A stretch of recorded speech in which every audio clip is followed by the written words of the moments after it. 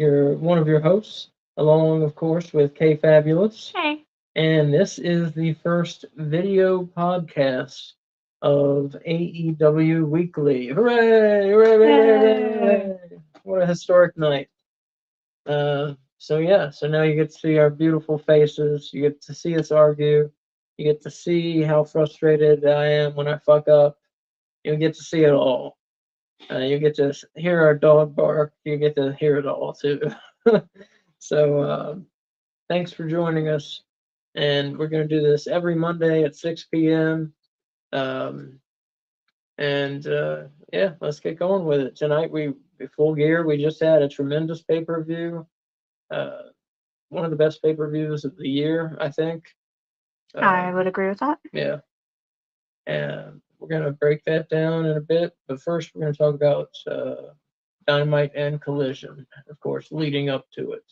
And then we're going to get to our rankings and some news as well. So let's start with Dynamite. I just want to say, instead of doing a topic of the week this week, we're covering Full Gear. So next week, we'll go back to having a topic of the week or a question of the week. Yeah.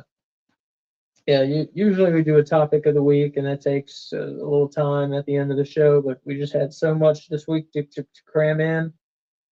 The topic of the week had to go this week, yeah. So yeah, let's start with Dynamite. It starts with a look back at the masked assailants attacking the Acclaimed and Daddy Ass, followed by the Devil's appearance, followed by Samoa Joe acting like a jerk to MJF.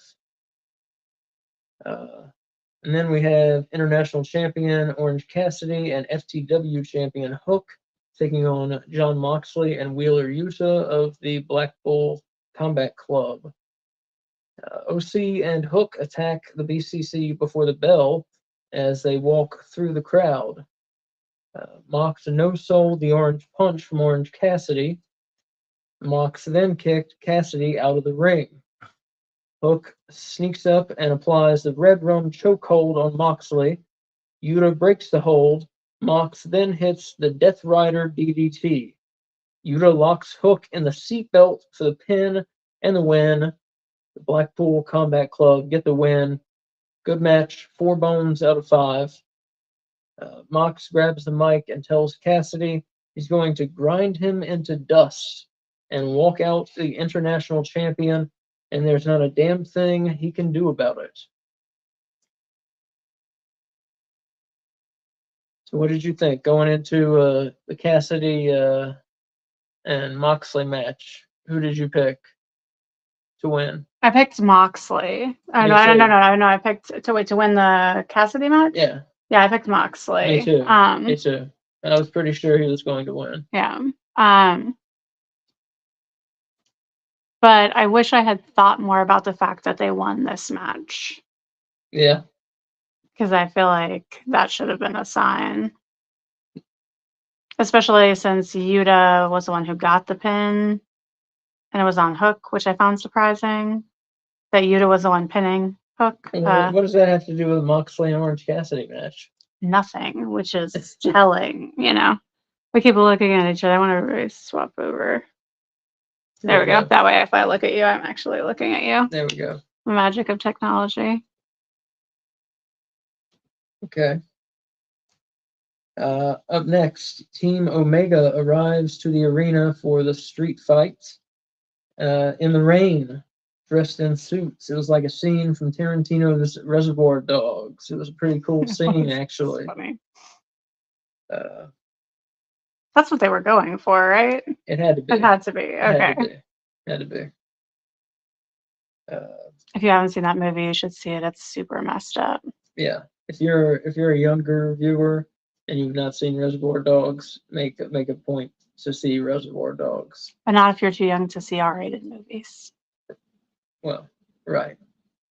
I saw it when I was like 11, I think.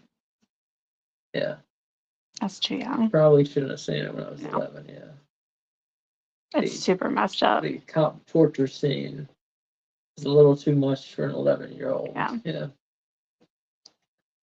Up next, Tony Schiavone is in the ring about to call out Swerve Strickland and Hangman Page. He says if there's an attack, both men are suspended until 2024. Also, their Full Gear match will be called off. Hangman grabs the mic and cuts one of the best promos of 2023. Can I clarify something before you talk about the promo? Sure. So they're not allowed to touch each other. Right. Okay. Yeah. Because one of the best promos of 2023. Just running down Swerve Strickland and Prince Nana. He tells him he's taking Swerve to Swerve's house at the bottom of hell. And he says he's Swerve's judge, jury, and executioner. Page said tonight's stipulation was that you and I can't lay hands on each other, but nah, they ain't said shit about us. And then he proceeds to cold cock Prince Nana, just lays him out. You can see everybody in the arena, their jaws drop. I know my jaw dropped. He's just fucking laying him out. And he had to be dragged off of him by security. Page did, because he then got on top of Prince Nana and started beating on him. Can I share my favorite quote before he attacked Nana? Sure. He said, after I beat Swerve's ass, Nana, I'm going to beat your ass and I'm going to steal your weed. Oh, right. Yeah. And then also, when Adam Page came out, you know how like they have the marquee with their name on it, and usually it'll have like their Twitter handle on it. But instead of having Adam Page's Twitter handle, it just said "Matter in Hell." Yeah, Matter in Hell. Yeah, that was entertaining. That's pretty good. Yeah, the Page and Swerve feud done pretty well. Yeah, it was spot on, I think. I mean, it was pretty perfect. Yeah. It's weird. I can't figure out if I want to look at you in person or on the screen, you know? Well, either way, we're looking at each other. Yeah. So it's fine. I can't figure out what's best for the viewers, you know? We look at each other on the screen or... We'll figure it out as we go. Yeah, probably it's best if we look at each other on the screen. I think so. For the viewers, you know? Okay, so what's up next?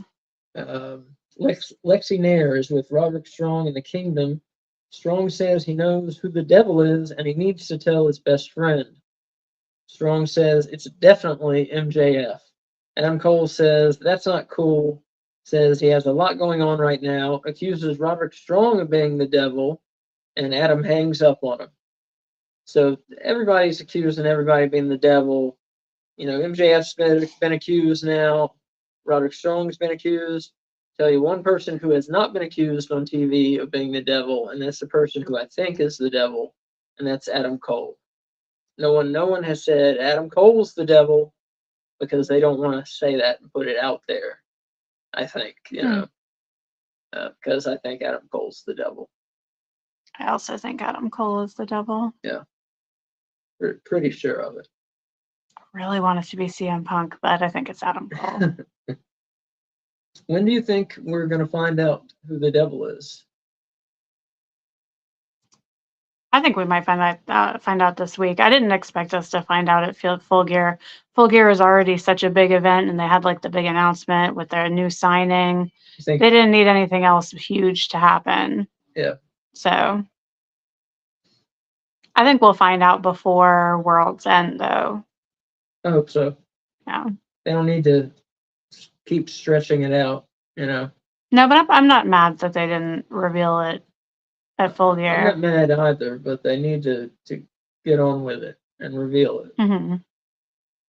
So, I mean, it's definitely doing what it's supposed to do and getting people talking. Like, yeah. Every wrestling conversation I've heard has involved someone asking about who they think the devil is. So true. Up next, the TBS title eliminator match: Sky Blue versus Red Velvet. This was to see who got into the triple threat match for the TBS title at Full Gear. Chris Statlander is shown watching on a monitor. Red Velvet hit an assortment of kicks and a Casadora, but Sky Blue won via Code Blue for the pin and the win. Gave this match 3.5 bones out of 5. It was okay, nothing special, but a good match nonetheless. And yet another match where Red Velvet impresses me. Yeah, I like good. her. She Yeah. was good, yeah. Julia Hart is showing watching on the monitor as well, just keeping tabs on what's going on. We see Miro, and he says CJ Perry brings the worst out of herself and out of Miro. He tells Daniel Garcia that he doesn't deal with God anymore, but Daniel definitely should. Pray to God. Because they're gonna have a match. Because they're gonna have a match, yeah, right. You get the idea, yeah. RJ City is with Mariah May outside Tony Storm's dressing room. This was pretty funny. City talks their way in. Mariah May introduces herself, but Tony Storm shouts, "Can't you tell that I'm indisposed?" As she's reclined on a couch with cucumber slices covering her eyes, and she gets up, and the cucumber slices go flying off of her eyes, and Tony calls for Luther to get them out, and he does, and then she calls for Luther to call the head of the studio, Tony Khan, and get her a tune-up match for Friday. She then says to fetch me a loofah. It was a good bit. It was funny. I love Timeless Tony Storm. I hope they keep it going. Yeah, one of my favorite characters in AEW, definitely. Yeah. I agree. Samoa Joe versus John Cruz was next, and I didn't see good things in John Cruz's future. No. Joe hit a big clothesline, then got the Coquina clutch on for the submission win. It was a squash match. Joe got on the mic and extended his offer of friendship again. Told MJF the time is limited if you're gonna find out whether you have my friendship or not. He had a good line here. He said, "I'm Samoa Joe and I'm inevitable." Yeah, that was a good I liked line. it. Next, we had an AEW Continental Classic promo video. Cannot wait for this tournament. It's gonna be cool. It's gonna be a cool thing. Yeah, and we'll talk about the tournament more later when we get to Full Gear, especially. Penta's El Zero Miedo and Commander versus the Young Bucks. This was a good one. Commander did a rope walk into a Hurricane Rana, sending Nick flying onto Matt on the floor. That was crazy. Penta hit an Escalera and a Tope con Hero. Commander did a rope walk, jumped off of Matt Jackson's back, whom Penta was holding, and then hit Nick Jackson with a destroyer. That was fucking crazy. Nick Jackson gave both team members low blow kicks while the ref's back was turned. Nick Jackson then hit the Judas effect on Commander. Then the Young Bucks hit the BTE trigger on Commander for the pin and the win. Very good matchup. 4.5 bones out of 5. Very good match on Dynamite here. Yeah, this was awesome. Yeah. You put the Young Bucks in there with 2 luchadors, you're going to get something special. What do you think about the heel turn? I like it. I like the Young Bucks as heels. I like them as heels too. I like that. Yeah. I always wonder when I prefer someone as a heel if like that's closer to their real personality and that's why I prefer it. You know, like they do seem like snotty little heels. Like, do you think that's a reflection of themselves, or do you think that's just them being good actors?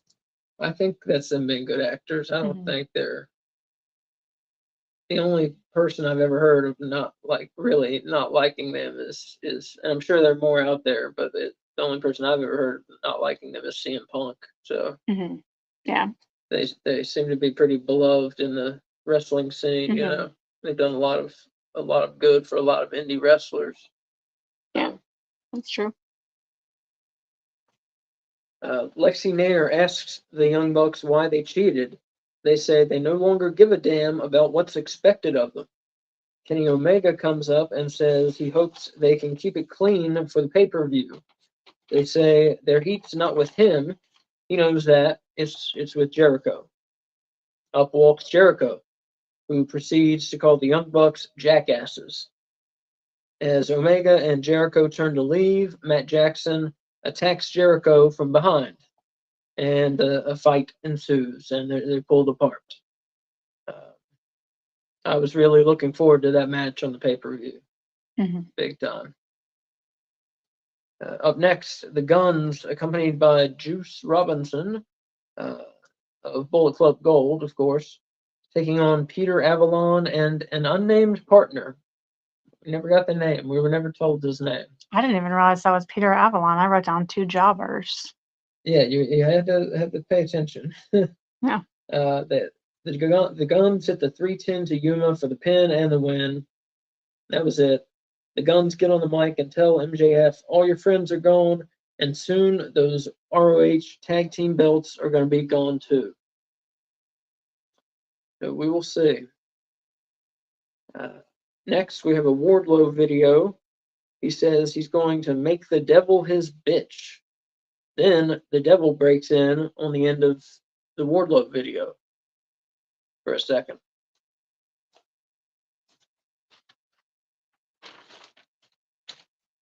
Up next is the street fight match. And this was something. On one side, you had Powerhouse Hobbs, Konosuke Takeshita, Kyle Fletcher, and Brian Cage. That was the Callis family side, and Brian Cage. And on the other side, Kenny Omega, Chris Jericho, Paul White, and Kota Ibushi. And the set was set up like a Japanese street. There were signs. There were restaurant signs set up high. There were restaurant menus set up low. What else was there set up out there? What a great question. I remember the restaurant menus, and that's about it. They had lights and things to, like I said, to make it like a Japanese street. It was pretty cool. Pretty cool the way they set it up. Paul White chokeslammed Kyle Fletcher off the stage through a table. Then Powerhouse Hobbs and Paul White made their way through the back outside. Powerhouse Hobbs body slammed Paul White off of a stack of wood they were standing on, body slammed him onto a car's hood, shattering the windshield. Impressive. It was impressive, yeah. Powerhouse Hobbs picking up Paul White and body slamming him and shattering that windshield. I couldn't believe it. That was the last we saw of Paul White for the rest of the match. Yeah, that was it for Paul White. Hobbs, man, he's impressive. I like him. I love him. I'll tell you that. I love him. And he's getting better on the mic, too. I love that guy. That was some impressive stuff there, really. We're going to see that for years, That was classic. Jericho and Takeshita rolled out to the VIP club. And just a note, the Saturday before this Dynamite, Chris Jericho had beaten Konosuke Takeshita in Japan. So there was some bad blood brewing there, some animosity there. I was not aware of that. Kenny Omega shattered bottle on Kyle Fletcher's head, but it lacerated Kenny's right hand, and he favored it for the rest of the match. So I'm not sure what became of that injury. I didn't notice him favoring it at the pay-per-view on Saturday, so that's good. Brian Cage suplexed Omega from inside the ring to the outside through 2 tables and Kenny hit his head on one of them. That was crazy. That was a Mhm. crazy fucking spot. Yeah. Kyle Fletcher hit a tombstone pile driver onto Ibushi, through a table, and onto numerous steel chairs. Omega hit a V-trigger, then Jericho hit the Judas effect on Hobbs. Omega hit a second V-trigger, then they duct tape Powerhouse Hobbs to the ropes. He's shouting, "Do something," over and over. "Do something, do something." So they duct tape his mouth shut. Omega hits Cage with a V-trigger and a one-winged angel on Cage for the pin and the win. This match was crazy. I know the street fight wasn't the style, it was not for everyone, but I really enjoyed it. I give it 4.5 bones out of 5. Match of the night, definitely. Yeah. It was wild. That spot with the menu on the chairs where there was like, what would you say? There was like 6 or 7 chairs holding up this gigantic menu. Yeah. And when they landed on it, oh my God, like the chairs did not collapse at all. And it just like bounced off of it. It looked so painful. Yeah. Yeah. It was a bad landing for Ibushi Yeah. and Fletcher. Yeah. Fletcher's knees and Ibushi's head just landed on solid steel chairs. Yeah. It was tough to watch. Yeah. But that was a wild match. It's fun. If you can only rewatch one match from this week, I would recommend that one. Yeah. With the exception of Full Gear, obviously. To close Dynamite, MJF came out. He told Jay White that he can't beat him. He also said he's afraid he's going to let all the fans down, just like he let down Adam Cole and the Acclaimed. And he said, to the man who stole his double mask and hired those goons, I'm going to find out who you are, and when you do, there will be hell to pay. Jay White shows up and tells Max to give up the act because he's not the hero, he's the villain. He says MJF's days with the title are numbered. Juice Robinson and the Guns attack MJF. Juice Robinson hits him with a mean left hand, and the Guns hit the 310 to Yuma on him.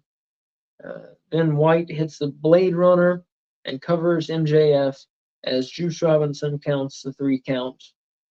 We see Samoa Joe watching it all on a monitor, and the show ends. And that was Dynamite.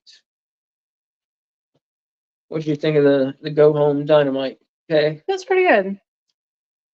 My takeaway from the ending with MJF and Jay White is that Jay White should never ever say brochacho because it sounds dumb. The brochacho. Yeah, not good. But yeah, no, I thought it was pretty good. A little squashy for me. There were, especially for a Dynamite, like you kind of expect that on Collision at this point. But a squash match on Dynamite is rare, and to have multiple jobber matches was surprising, especially for the go home show.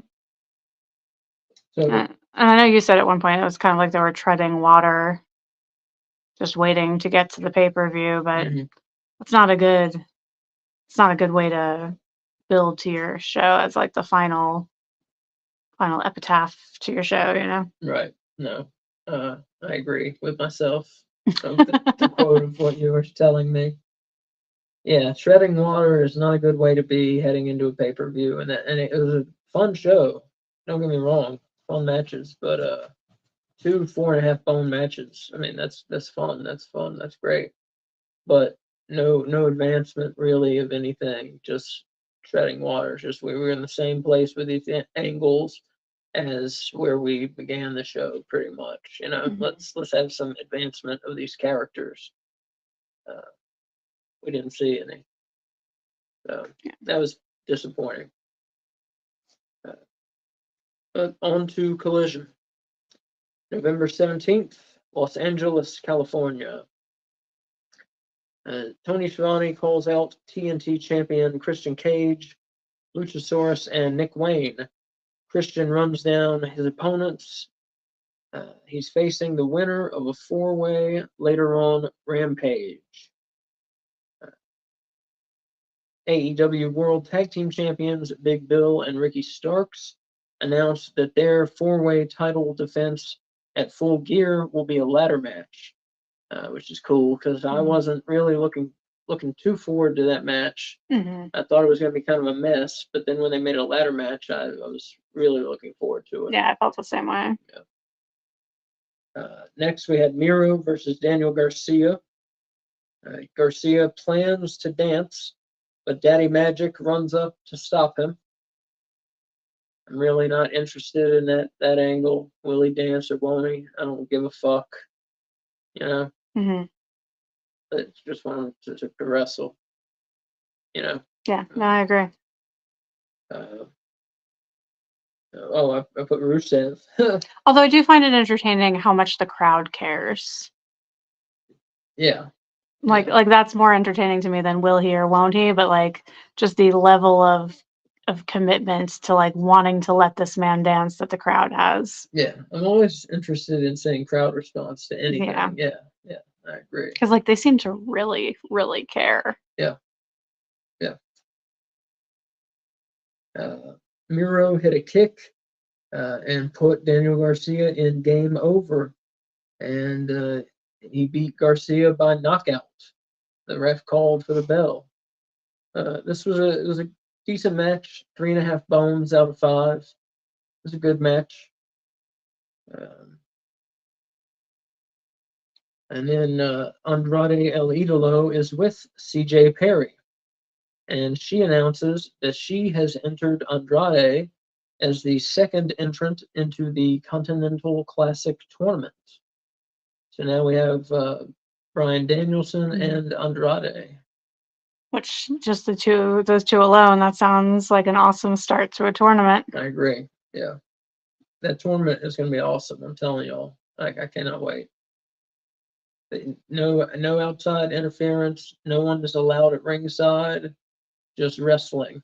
Can't wait. Up next, we had the Kings of the Black Throne, Malachi Black and Brody King, versus the boys, Brent and Brandon. Right? Yep.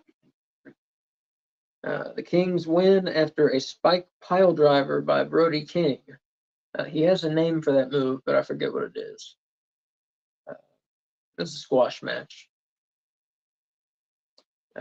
Then we had a TBS title match hype video featuring Chris Statlander, Julia Hart, and Sky Blue. Then we had a #1 contender for the TNT title match. It was Penta El Zero Miedo, Commander, Brian Cage, and Trent Beretta. Cage did his suplex from inside the ring to outside the ring on Commander.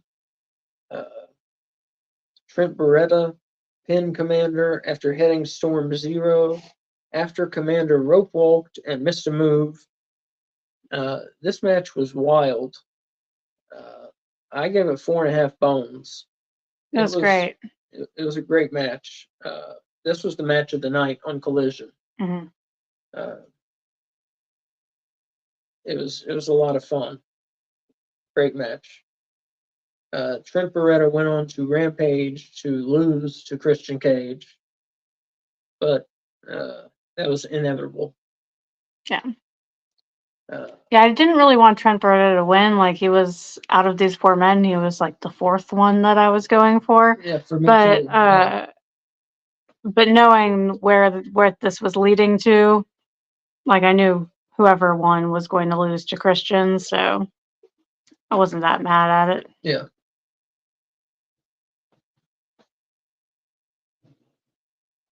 So what's up next? Don Callis and Powerhouse Hobbs boast about Hobbs body slamming Paul White through the windshield of a car on Dynamite. I think we're going to hear about that one for a while. Yeah, that's boastable. I feel like that's a fair thing to brag about. Yeah. Then we had Wardlow versus Evan Daniels. I don't like Evan Daniels' chances. Wardlow hits a power bomb, swanton bomb, another power bomb, Wardlow wins via referee stoppage.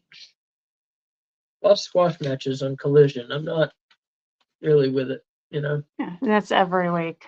Yeah, It's too much. too much. Then we had Dax Harwood versus Roosh of L'Affection Ingobernables, and of course they accompanied him. It ended in a no contest when Big Bill and Ricky Starks run in and start beating Roosh and Dax. And then all the participants in the four-way ladder match and others come in and start fighting. It was a good match while it was going on. I give it 4 bones out of 5. It was a fun match while it was happening. But yeah, just threw it out. You don't see that a lot in AEW, a no contest. You don't see that very much. Yeah. But here it was. But yeah, 4 bones out of 5 for that one. It was odd. We had a ref stoppage by knockout. We had a ref stoppage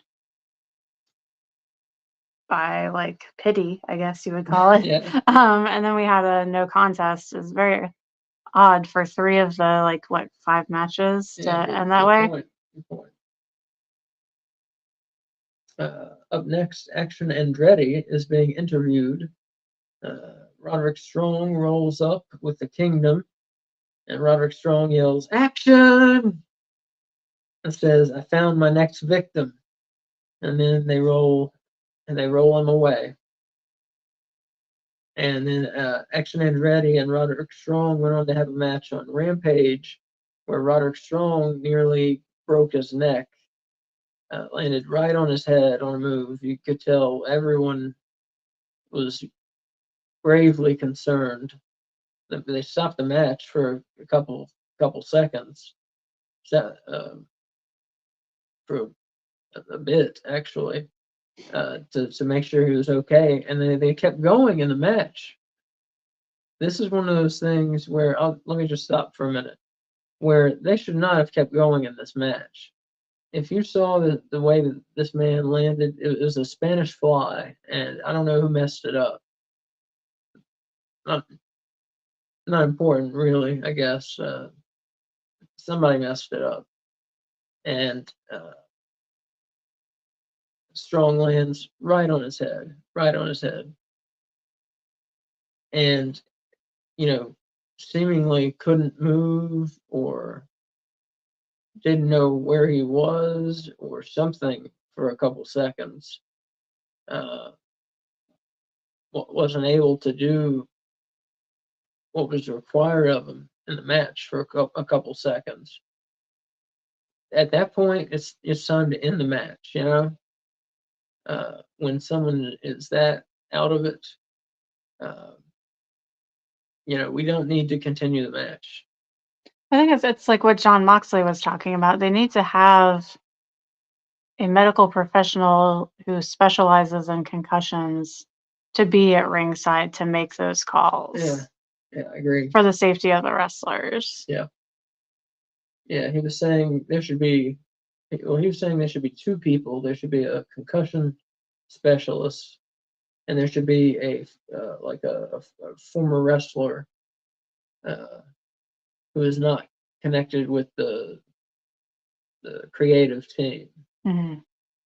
So he doesn't care what if the storyline gets affected or if the story gets messed up or whatever for the match. He just cares about the wrestler. Yeah, and their well-being. And I agree. I totally agree. Just talking about two guys at ringside. I would even go for just one guy at ringside would be better than none. Yeah. I mean, this happens too frequently where guys continue the match after getting dropped right on their head. Very dangerous shit. I mean, we're talking about, like a half an inch from paralyzation, if that's a word. half an inch from getting paralyzed. Yeah, just wanted to say my piece on that. Just concerned for Roderick Strong, I hated to see it. You know, I haven't read any reports of him being injured though, so he finished the that's match. He was yeah. up and running and doing his gimmick. You know, I wonder if because he's so neck strong, he was okay. I guess so. Yeah. I wonder if it gave him pause. With the Honestly, gimmick. yeah. Yeah. And he thought, "Oh my gosh, should I fucking stop doing this gimmick?" You know, About being in a wheelchair without being in a and wearing a wheelchair. neck brace. Yeah, and wearing a neck brace. Am I just asking for it? The gimmick's so good though. The gimmick is so good. Yeah, I hope he doesn't stop. I hope it doesn't stop either. But I hope he understands how life and science works and that things don't affect other things in that way.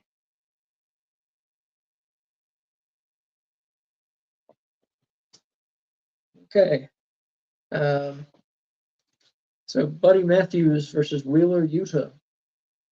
Buddy Matthews hit a running power bomb, got a 2 count. He then delivered a stomp for the pin and the win. Good match here. Matthews got the win, 4 bones out of 5. This was a good match, but for some reason, I just could not get into it. Yeah. Yeah, like I found myself like thinking about like work and stuff, like I just couldn't, like it wasn't keeping my attention. Is it Wheeler Yuta? I don't know. I mean, I'm not as anti-Yuta as some people are anti-Yuta. I think both of these guys are good wrestlers, and like Buddy Matthews, I always find his matches entertaining. But I don't know if maybe it was its place in the card, but I was just thinking about other stuff and like not getting pulled in by the match like I would have expected to. Mm. Mm. So after the match, Claudio Castagnoli came out and challenged Buddy Matthews to a match at Full Gear on the 0 hour, and Matthews accepted. So that was awesome. Up next, we had the main event: Women's World Champion Hikaru Shida and TBS Champion Chris Statlander versus the Outcasts, Ruby Soho and Saraya. Wait, did you mention the Moxley and Cassidy promos? I guess I didn't. No. Okay, so Moxley and Cassidy did promos, and I have been talking shit about Moxley and his promos because they're all exactly the same. And this one wasn't. Instead of being at like a 10 or an 11, he was at like an 8 delivering it, and it was so much better. It was like the best Moxley promo that I've seen ever. And it's because he wasn't doing that like fake intensity. I thought it was good. So that's why I just wanted to make sure we mentioned it. Okay. And Cassidy? Cassidy was Cassidy. I mean, okay. It was a serious Cassidy and not a lackadaisical Cassidy. That's all I got to say about that. All right. So now we get to the main event. Yes. Shida and Statlander versus Soho and Saraya. Shida hit the Katana knee strike on Saraya for the pin and the win as Ruby Soho was being checked on by Cool Hand Ange on the outside of the ring. This was a very good match. Good main event. 4 bones out of 5. All the ladies looked good. They were solid. That's all I got to say about it, really. Mm-hmm. Saraya looks pretty good. Normally she's kind of hit or miss, and this was a hit, I thought. Yeah, everyone looked good. Then we had a sit down with Tony Schiavone and MJF. MJF said the Guns are very, very ugly, but also very talented. So it was funny. And that was Collision. So we kind of went through those shows a little fast because we wanted to give Full Gear some time, So Full Gear, November 18th, 2023. First match, Sting, Darby Allin, and Adam Copeland versus TNT champion Christian Cage, Luchasaurus, and Nick Wayne. And Sting, Darby Allin, and Adam Copeland were accompanied by Ric Flair. I should have mentioned that. And all three of them were rocking the face paint. Yes, and Adam Copeland had face paint even, yes.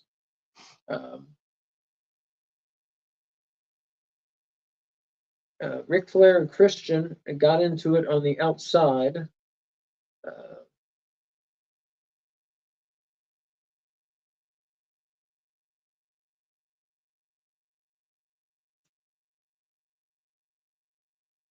While you're looking at your notes.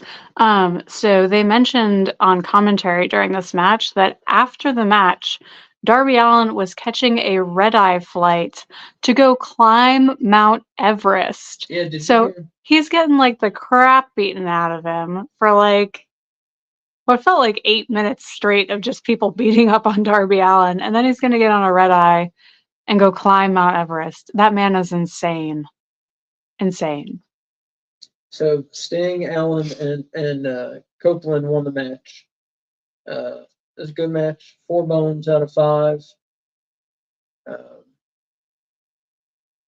enjoyed seeing Ric Flair and Christian get into it. I know a lot of people are gonna say that they didn't enjoy seeing Ric Flair getting physical.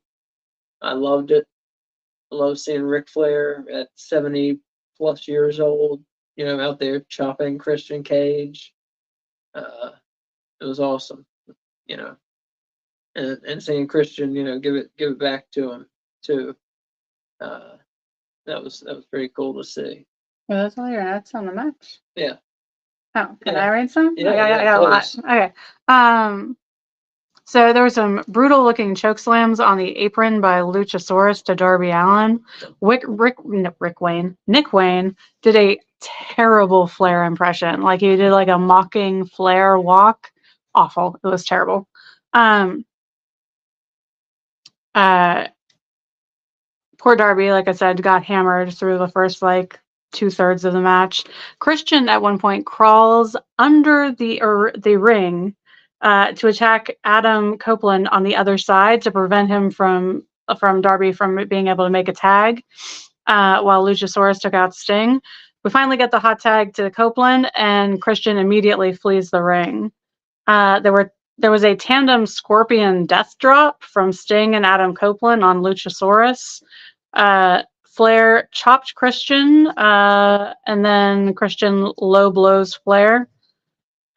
Christian accidentally hits Luchasaurus with the belt and then flees the arena while Adam Copeland pins Luchasaurus after a coffin drop by Darby.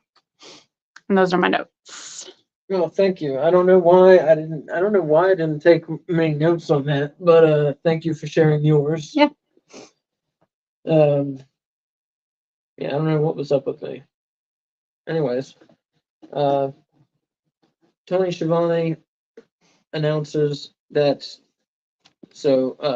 MJF was attacked on 0 Hour. He was attacked by the Guns, and they put a steel chair on his leg, and they were going after kind of his hip and his knee, that area, and just wailing away at it with a steel chair. And Tony Schiavone announces that the AEW World Title is being awarded to Jay, but before he can say White, Adam Cole's music hits, and he comes out and says that he's going to substitute for MJF in the match tonight. Of course, he's on crutches and limping. And as in like a cast. Yeah. So what the fuck's he gonna do? He just had 2 surgeries on his ankle. Yeah. Because it exploded. But that's the match. They even make a graphic for it. Adam Cole versus Jay White for the AEW World Title. He's subbing for MJF. So Dumb. yeah. Dumb. I mean, throughout the night, we were doing the watch along with Last Week in Wrestling, and throughout the night, I was like, they're doing Yeah. MJF and Jay White. There's no this match. MJF and Jay White probably got the longest build of any match in the history of AEW. Plus, my point, they had the DraftKings deal, and it was based on the main event. They weren't going to have their partnership like with DraftKings be put in an awkward position, because that's a big partnership for them. Too.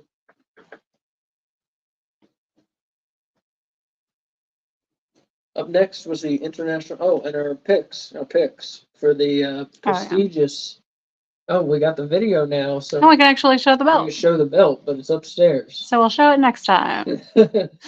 So it's not one of these belts. We have of course, we have a prediction championship belt. Every pay-per-view, whichever one of us picks the best on the pay-per-view matches wins the prediction championship belt. And should there be a tie, the champion retains. Right. And because right of now, the champion. Who is the champion? You're the champion. I'm the champion. Yes. At least going into the pay-per-view. We'll have to see. We'll have to see what happens. So, the first match we both picked Sting, Darby Allin, and Copeland. So we were 1 for 1, both of us. Next match, international title match. Orange Cassidy defending the title against Jon Moxley. Moxley, of course, got busted open during this match. Orange Cassidy. That's a dog.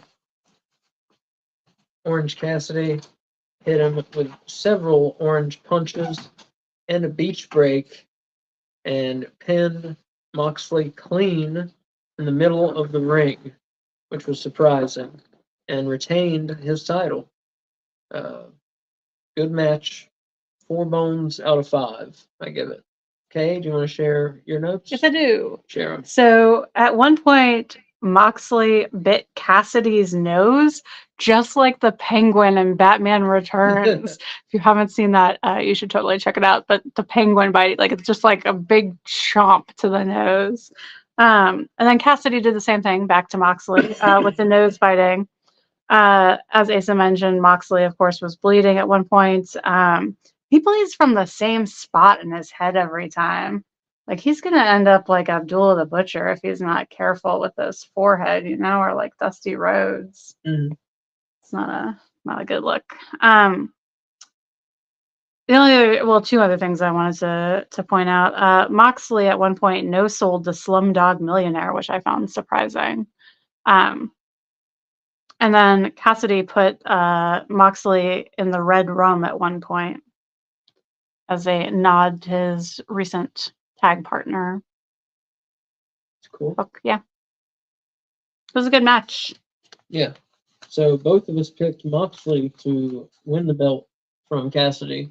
So at this point, both of us were 1 for 2 in our picks. Ooh, can I say the next thing? Yes. Next, we have a video package with Mark Briscoe, and he is going to be in the Continental Classic as per my request. So, yay. I'm getting to see Mark Briscoe in the Continental Classic. I'm so excited. Yeah, so now we've got Bryan Danielson, Andrade El Idolo, and Mark Briscoe. So we're going to get some redneck kung fu. So we've got that's a good start. I mean, for real. That's a good mix of styles already. Yeah. That's great.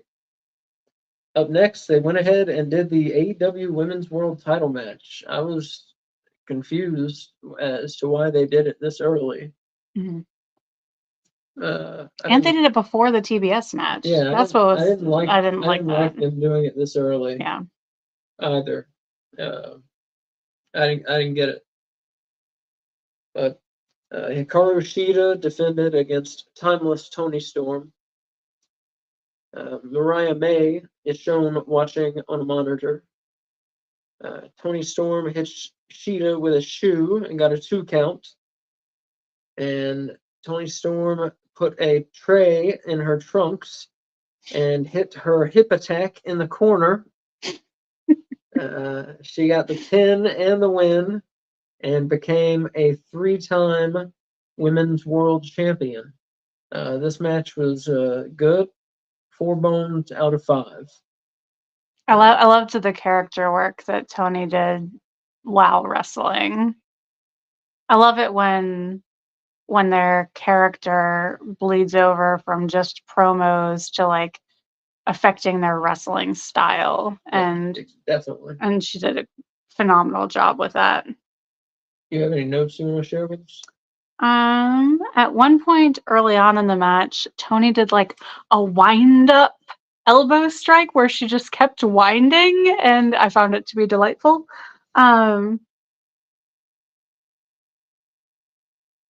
She'd hit the Falcon Arrow and only got a 2 count. When she hit the Falcon Arrow, I thought that was going to be it, even though I kind of thought Tony was going to win. And then after the match, Mariah May comes out and gives Tony Storm some flowers. And I loved the tray in the trunks. Yeah. Brilliant and hilarious. Yeah, Luther gave her the tray. Yeah, it was like his little butler tray that he like was carrying one of her slippers on. It was good. And with the slipper thing, she actually had 2 shoes. She had one that she was waving very overtly and sort of in the ref's face so she would get caught. And then she had a second slipper tucked into the back of her trunks. So while the ref was pulling the slipper out of her hand, she was grabbing the other slipper out of her trunks and hit Hikaru Shida with that one. Clever. Mm-hmm. I like the clever cheating heel. Mm-hmm. Always. Yeah. Always. Is she a heel though? She's so good. How could she be a heel? Yes. Yeah? Yeah. I always find it when I love heels so much, I find it like surprising sometimes that they're heels. Yeah, she's a heel. But I like her so much. She's a narcissist and egomaniac. Yeah. But she's delightful. Yeah.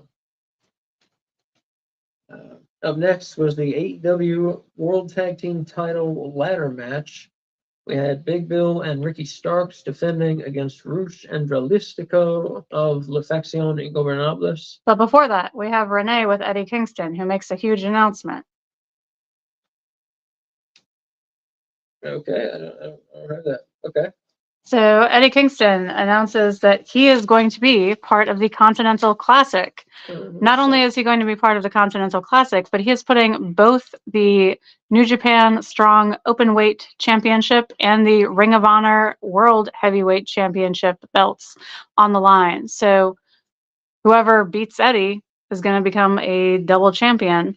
And then that's going to keep happening until we get to the end of the tournament, when we will eventually have a Triple Crown champion, because apparently with the Continental Classic, there is going to be a Continental Championship that goes along with it. So This will be the first AEW Triple Crown.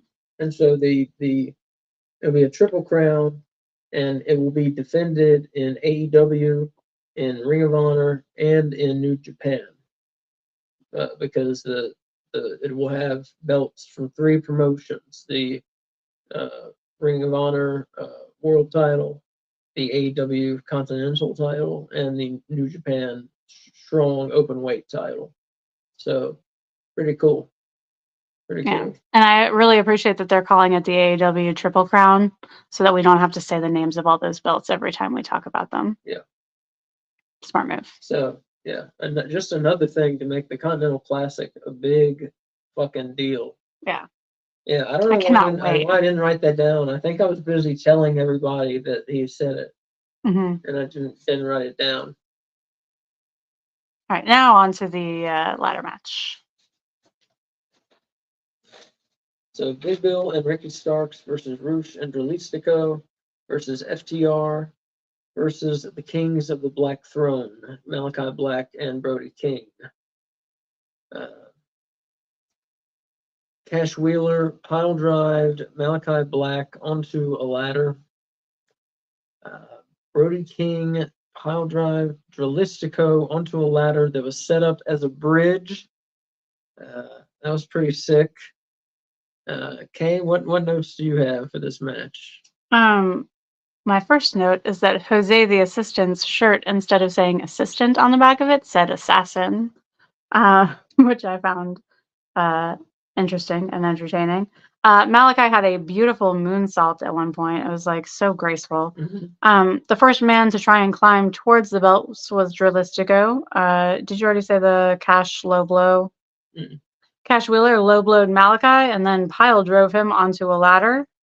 Brody King started bleeding at one point during the match. He looked awesome. He had white face paint on, and the blood dripping down just really looked cool. He looked like something out of a horror movie. And then my last note is, holy shit, this match. Got too into it and stopped writing. Yeah. So I got sucked in. Yeah, me too. It was really good. Me too. Ricky Starks and Big Bill win the match and retain. Big win for them. No, a lot of people thought they wouldn't retain. I should have mentioned. Last match we both picked Tony Storm to win, so we were 2 for 3 in our picks. This match we both picked the Kings of the Black Throne to win, so we were 2 for 4 at this point. Not great. Not great, but we ended up pretty good. Yeah, 2 for 4 at this point. Yeah, 4.5 bones for this match. Great match. Great match. A lot of risks taken. No one got hurt that I saw. Thankfully. Yeah. But there was some crazy shit happening. I mean, wow. Up next, the TBS title match, and it was hard to follow. We had the champion Chris Statlander defending against Sky Blue and Julia Hart of the House of Black. What do you have to say on this one?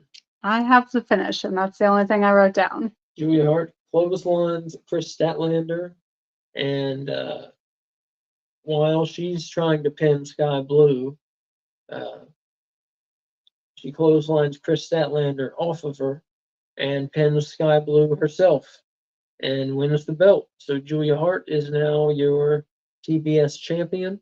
She is the youngest champion in AEW. And there you go.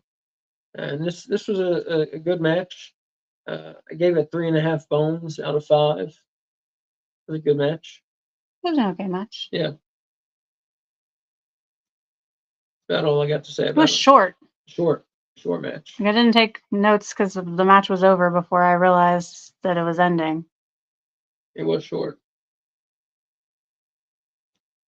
Up next, we had the big announcement of who was coming, who was signed by AEW, and it was Will fucking Ospreay.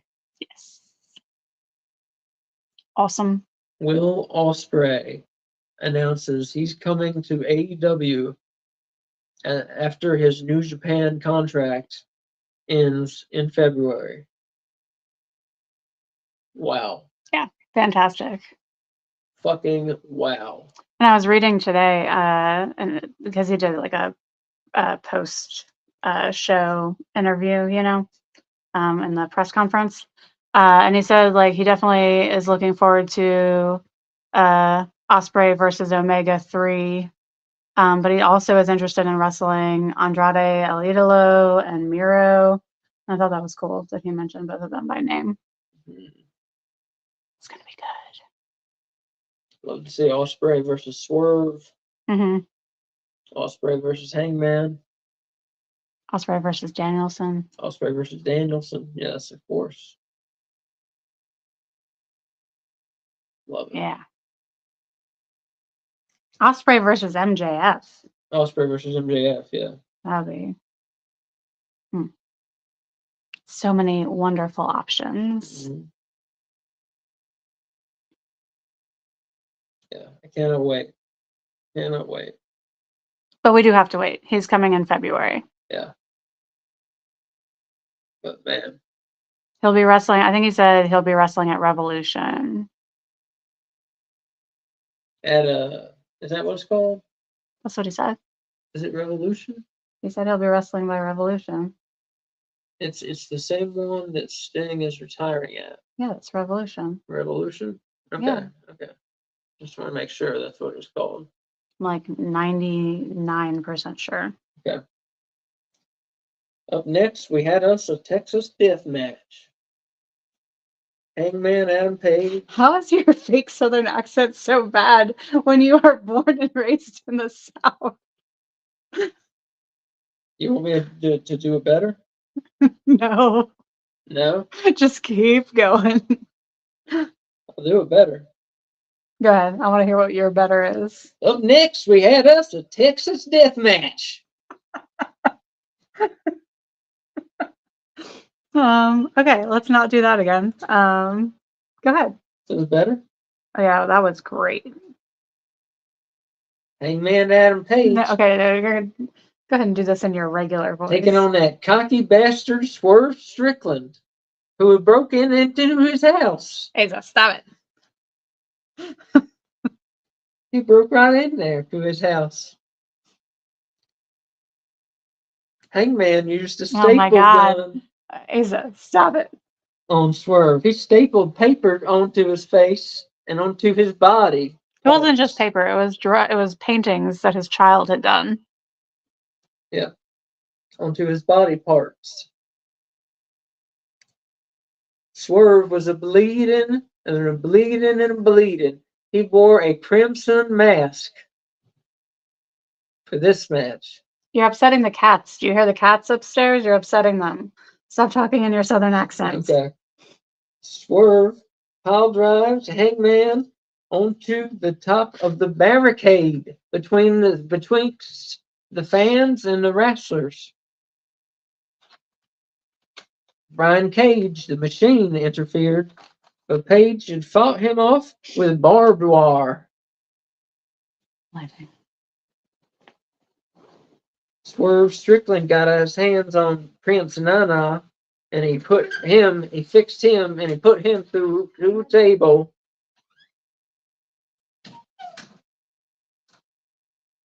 And this was a brutal match, I tell you. What are your notes?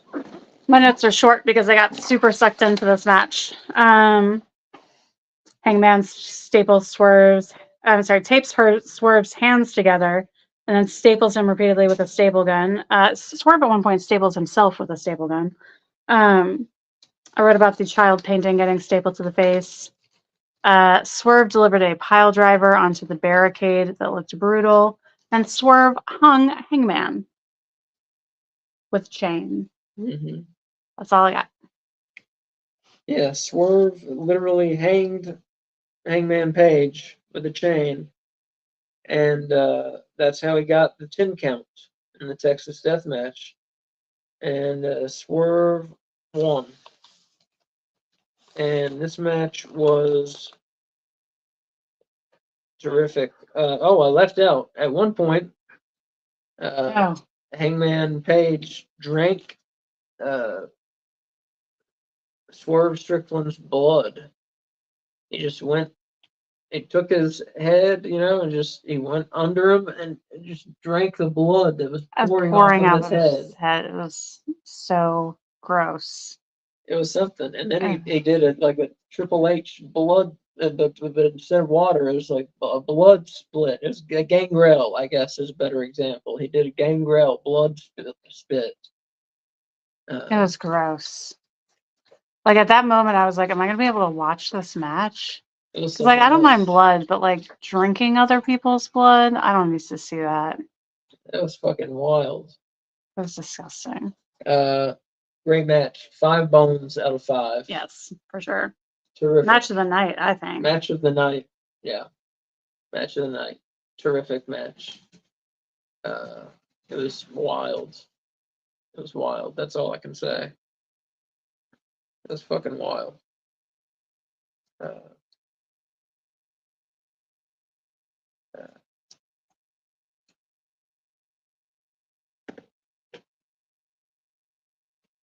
So in the last match, I keep forgetting to do the predictions. So in the last match, we had both picked Julia Hart. So we were both 3 for 5 in our predictions. In this match, this was the only match where we picked, somehow was the only match where we picked different people. I picked Hangman Page to win, and Kay picked Swerve to win. So I was 3 for 6, she was 4 for 6, and so that fact meant that she won the prediction championship, and she is the new prediction champion. Yes. I will show off my belts next week. Yeah. If I still have it, because next week is Survivor Series. We'll have Survivor Series will have come and gone. Yeah.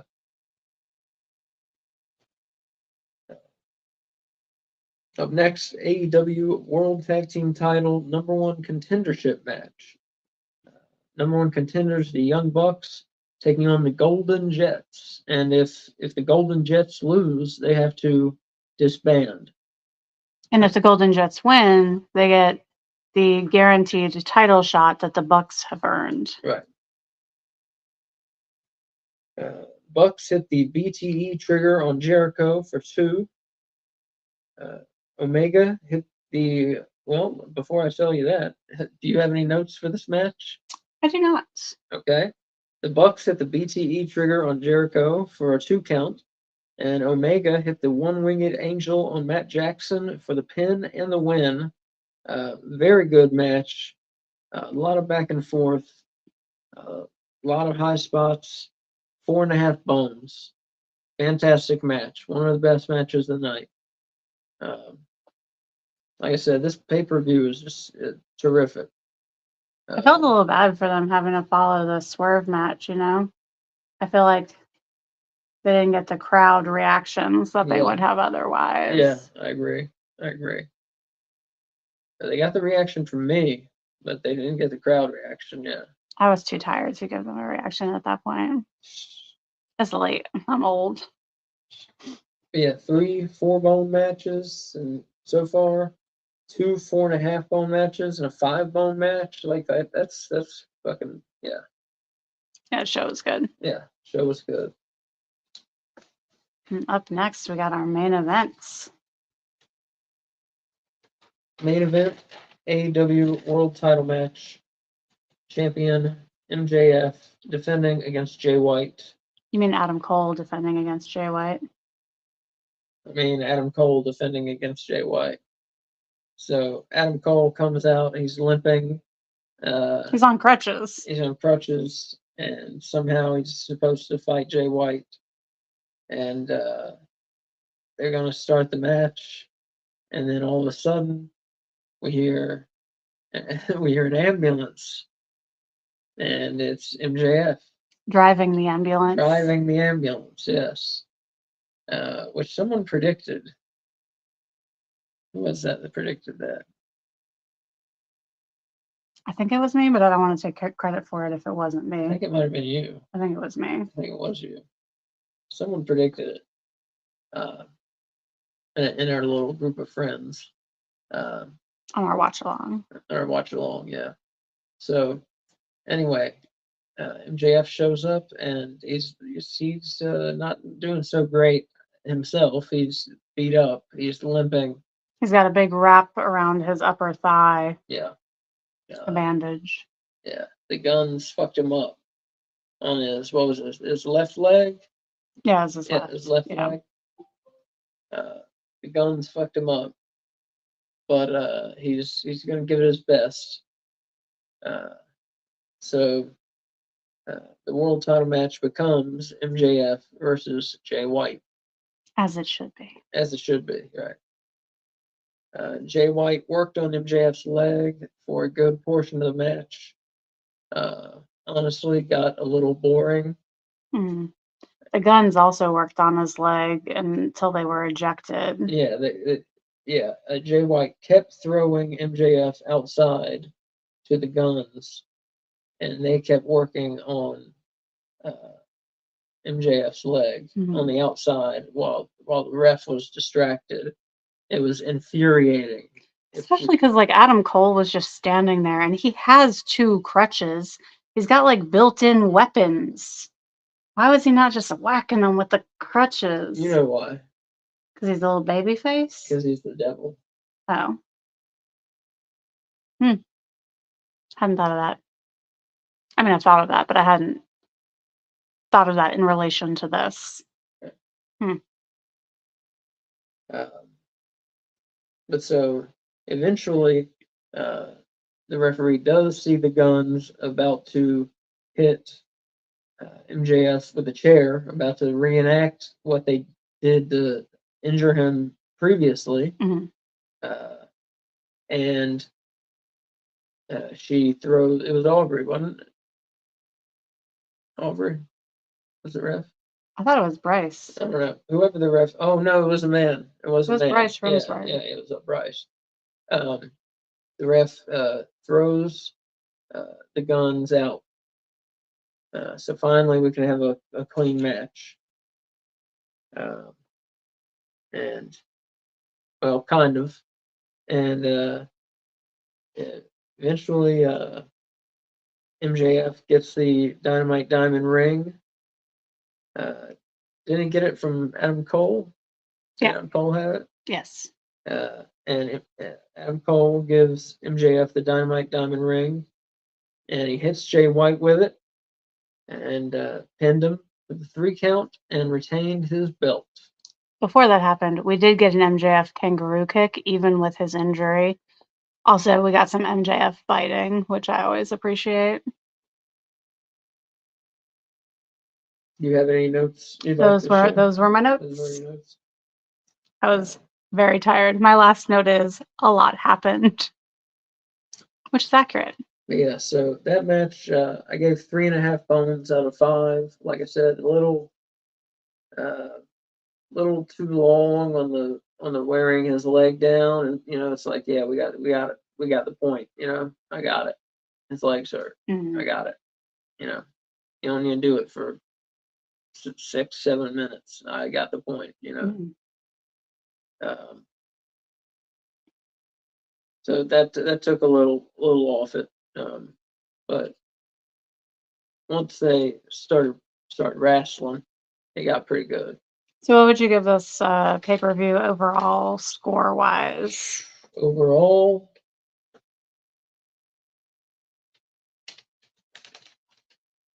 well, it did have 2 3.5 bone matches. Mm-hmm. But then it had a 5 bone match and 2 4.5 bone matches, and 3 4 bone matches. So, what's that average for you? Yeah, I don't know. I'd give it a 4.5. I'm gonna give it a 4.5. Yeah, 4.5 bones out of 5. It was a really enjoyable pay-per-view. I'm the main event. I'm making it out like, I don't mean to make it out like it wasn't enjoyable. I enjoyed the main event. Um, I really did. I mean, I was into it. I was right there rooting. I was like, man, fuck the fucking guns, get them out of there. And I mean, I was like kayfabe into it. I wanted MJF to keep his belt and get the fucking guns out of there, and didn't want to see MJF get hurt anymore. And I was for the babyface, the triumphant injury return. But just it didn't all click. So like I said, it was 3.5 Mhm. bones out of 5. So that's not bad. No, it just didn't all come together for the main event.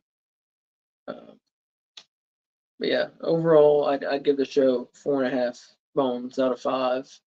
It was, I mean, that the fucking Texas Death Match was wild. That's a contender for match of the year for me. Mm-hmm. Um, that was wild. It was crazy. Yeah. I know I keep saying that, but that's what it was.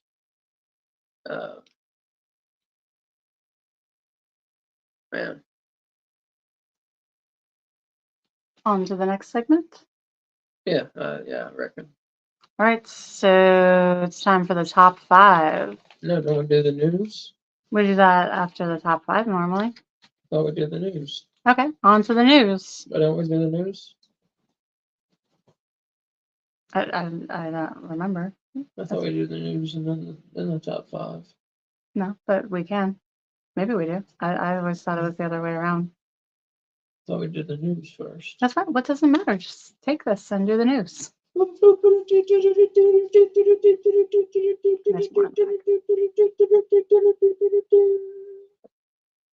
AEW News Report. Juice Robinson is injured and it will require back surgery. That doesn't sound great. Did it say what type of back surgery? It did not.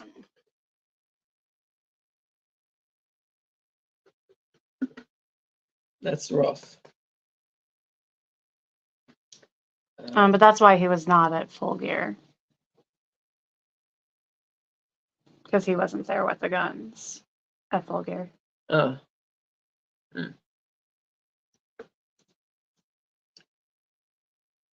MJF is dealing with hip and shoulder injuries after Full Gear.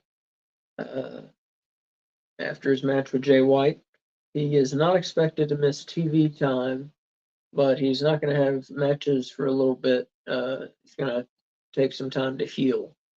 I read his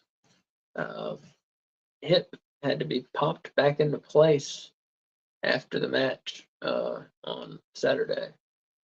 That's horrifying. Yeah. Ugh, can you imagine the sound that makes? No. Ugh. Yeah. That's rough. Yeah. Tony Khan says Ronda Rousey, who appeared on Ring of Honor, has not signed, but they'd love to have her back anytime. So I know a lot of people are in the internet wrestling community are down on Ronda Rousey for this reason and that reason and the other. And maybe I haven't seen some of the comments that other people have. I'm not sure. But I like Ronda Rousey. I think she's a good wrestler, and I'm all for her coming to Ring of Honor. I see it as a plus. Mhm. And she, seems like she'll be happier. It seems like the corporate structure of WWE was not for her, and now she wants to try the indie thing or the super indie thing, which is Ring of Honor or AEW.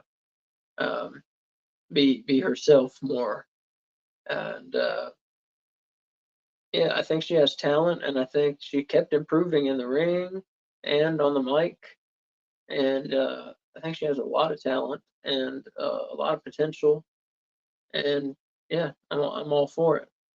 I'm all for it.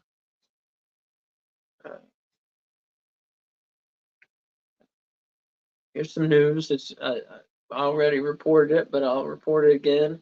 Will Ospreay is all fucking elite.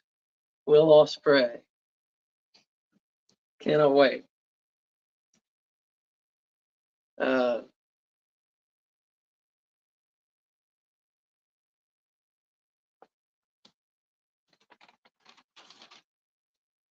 More. Mhm.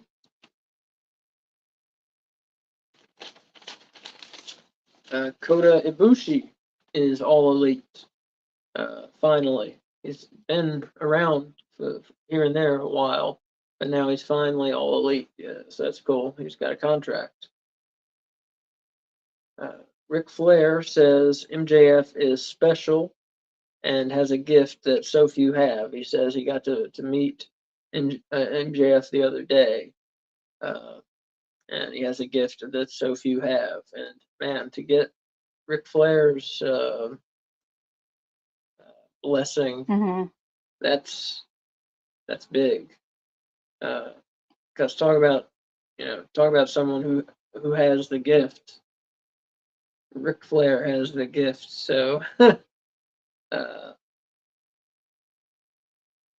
for him to say that's pretty cool.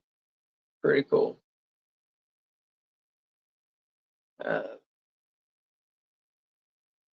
So the new Ring of Honor World Television Champion will be crowned in a 6-way survival of the fittest match at Final Battle.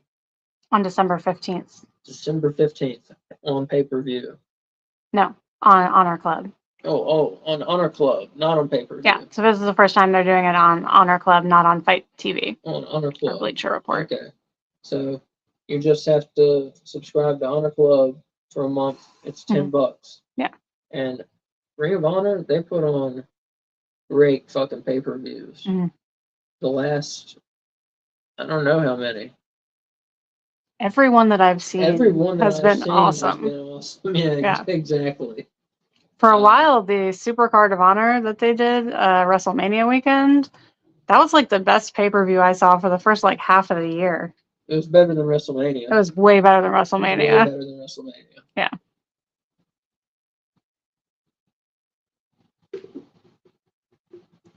So the survival of the fittest match. Did you see what I did type not. of match I that did is? not see. Okay.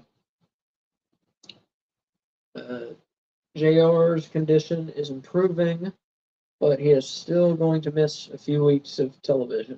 He's recovering from surgery from his bout of skin cancer. Yeah. So best wishes to him and his recovery. Yeah, definitely. Best wishes out to JR.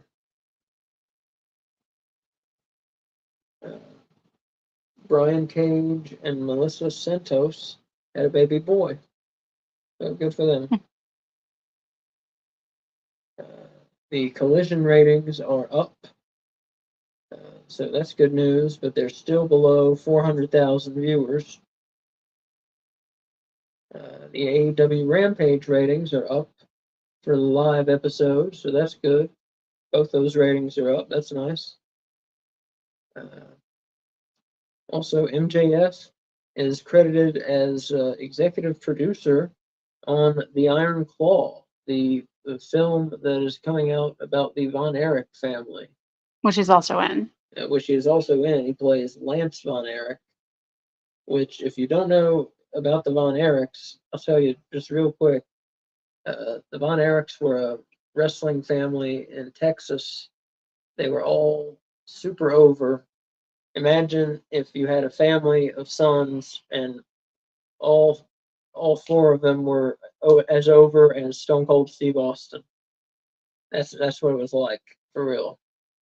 In Texas. In Texas, what did I say? No, I was just saying that it wasn't nationwide. It was in Texas. Yeah, it was in Texas.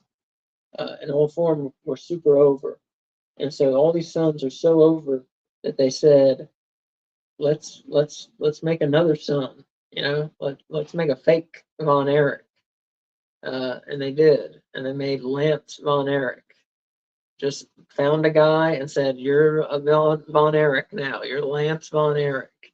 And that is who MJF plays in Iron Claw. He plays Lance Von Erich. So that'll be interesting to see. Can't wait to see that movie. Looks pretty interesting. A24. Also, very good studio. A24, yeah, great studio. All right, so now on to the top 5, correct? The top 5. Top 5.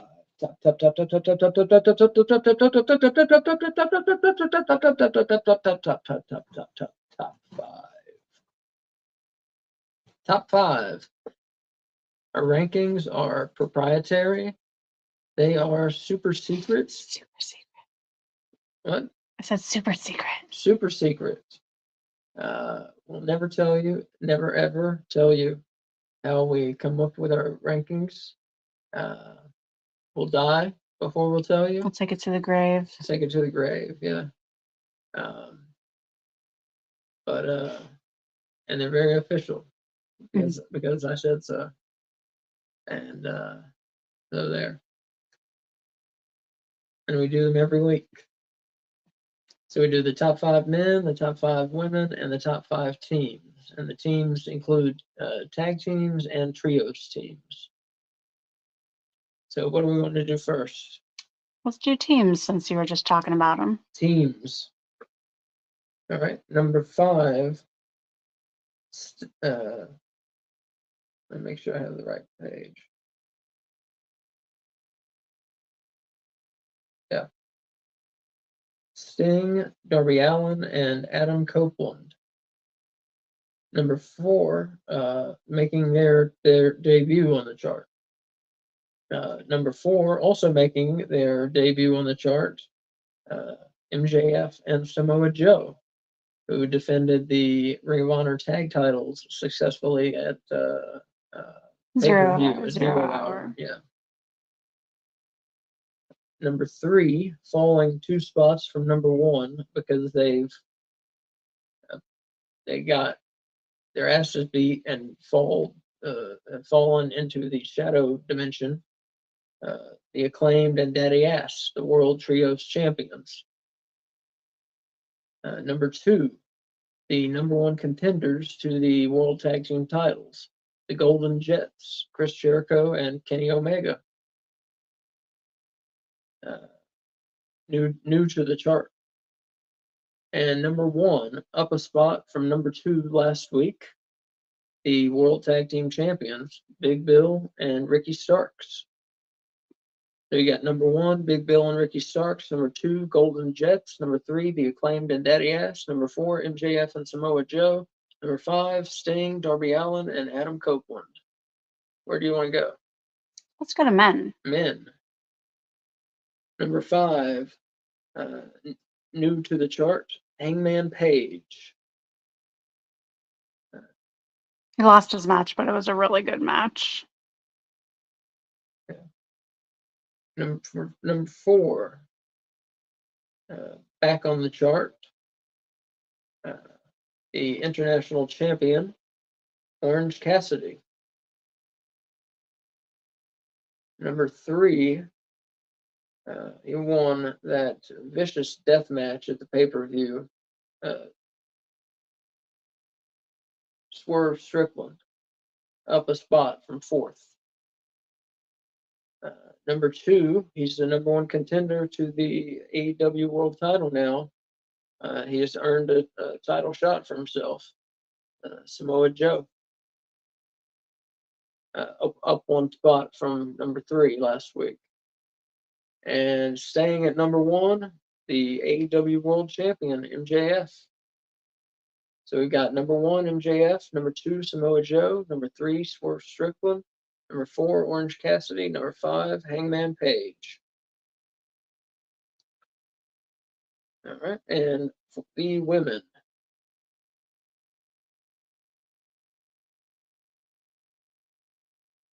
Make sure I have it right.